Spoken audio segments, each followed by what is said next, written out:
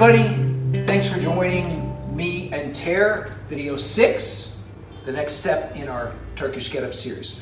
Hope you guys are doing well, staying healthy, keeping some social distance, but also staying socially connected. And that's a big part of what this video series is about, is just sharing and exploring movement a little bit and making sure that we're all reaching out and helping each other even though we're physically maintaining some distance.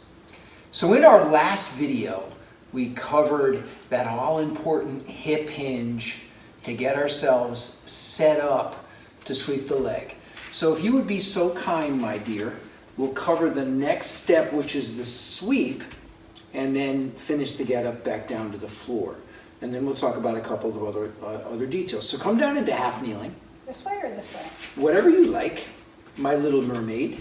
My precious little mermaid. Half kneeling. Oh. Half kneeling. Half kneeling. It takes directions very well. I was going to start from the Not beginning. so much. Okay. I was going to start Very from the good. beginning, sorry. No. All right, so we're half kneeling. You've come down to this point in time, right? What are we going to do next? We're going to pinwheel that back leg and then hinge at the hip, maintaining a nice stable core, and return your gaze to your hand. Very good. I'm going to go ahead, since we're really emphasizing to practice this with a shoe for balance, I'm going to place that there. So at this point, we're now ready to get ourselves into the last two steps in the get up, which is post to elbow. In order to do that, we've got to create a connection between this, in this case for her left arm and her right hip and leg, so that she can unweight that left leg and sweep it underneath her. This challenges mobility, it challenges balance, and it challenges stability to allow all of this to happen while the eyes are on that, the posted arm and shoe. So whenever you're ready, Tara, do this as slowly as possible. Create that connection. Remember that static stomp into the floor on that forward leg side, and then sweep that leg out. You're now in high pelvis, and you've got this connection. It's a challenging position to be in. Now from here, we're going to go down onto the floor, into the post position. So this was position 2 when we were ascending in the get-up. If you need to adjust that post arm in any way, shape, or form at this point, do it. Keep that elbow locked out. Keep the back engaged here. All right, and then from here, with control, we're lowering down to the floor. Interestingly, that's a challenging move when you've got some weight posted overhead. Remember to keep the back engaged, and then with control, back down to the floor.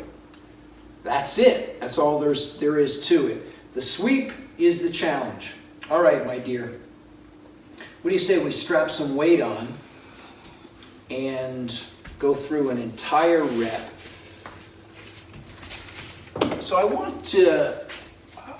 I would like for Terry now to demonstrate a full get up from beginning to end, where we highlight each of the steps of the get up. So when you're ready, quickly, she's wearing a, well, describe what you're wearing there, my dear. A padded collar with Velcro? Yeah. Just to protect your forearm? Yeah, it's kind of like the old slap bracelets, and it just protects the weight leaning against your forearm. Right. Here we go. Okay, grab your kettlebell. If you choose to progress to the point where you're doing this with a kettlebell, a couple of things that I want to cover very quickly. Number one is you're going to put the bell in such a position that it's resting on your forearm, but we've got to make sure that there is no break in the wrist.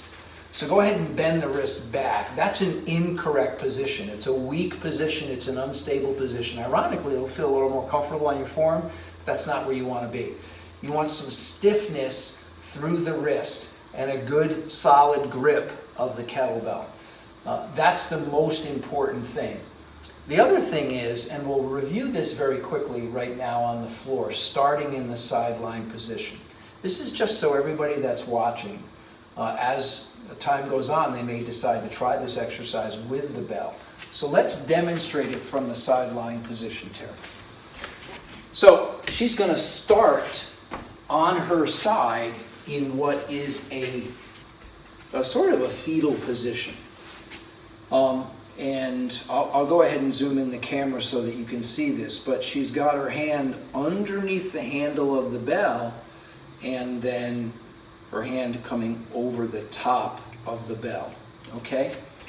So this becomes an important start to the exercise if the weight is heavy. Now quickly show everybody how they would transfer the weight from one side to the other. And basically what she's doing here, she'll show you, is she's dragging the weight around on the floor.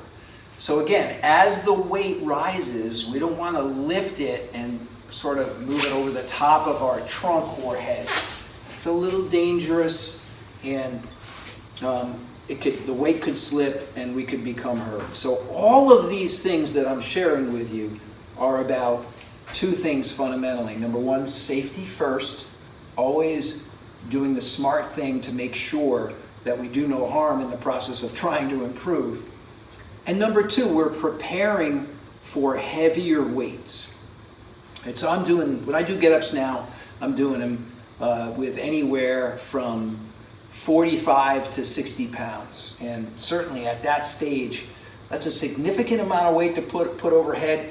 So if these elements are not in place, I'm not going to have a lot of success, especially doing that exercise safely. All right, so she's going to take that bell and grab it firmly, and then bring it with her as she rolls onto her side. Then she's going to extend the left leg out. Now we're coming into that press position, so she's going to press the bell straight up. Okay. There's Mr. Crash. Did you hear him? Did you hear him crying for us? He's lonely. There we are, Mr. Kitty. We've been waiting for you to join us for this entire series. Hello. You're coming up to say hi? Very nice. Our kitty loves to train with us. He's a little bit, shall we say, needy at times. He gets lonely. Okay, we ready? Yep. You going to be able to move around him? I'm not sure you should stay there. What do you think there, Mr. Crash? All right, we're in the press position. You're getting tired. Yep. Press to elbow. When you're ready, he's just going to sit there and watch. Good. Excellent, Tara. Elbow to post. Post to high pelvis.